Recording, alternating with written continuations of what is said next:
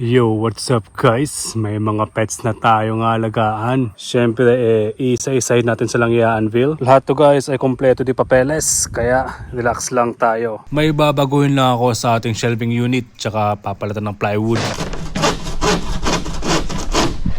So eto na guys yung ating bagong shelving unit. Tapos eto naman yung luma. Pinabago ko na yung pwesto ng mga ilaw. Tsaka yung plywood pinabago ko na. Yung dating lawanit wala na. Normal na plywood na. Kinabukasan kinalikutan ng ating electrician yung mga wirings para sa mga ilaw natin. Check na natin guys. Dito yung pag-switch sa likod. Ayun o. Sa baba. Ayun o. Yung ating unang shelving unit. Gitna. Ayun o. Sa baba. Ayun o. Nako po. Malapit na po.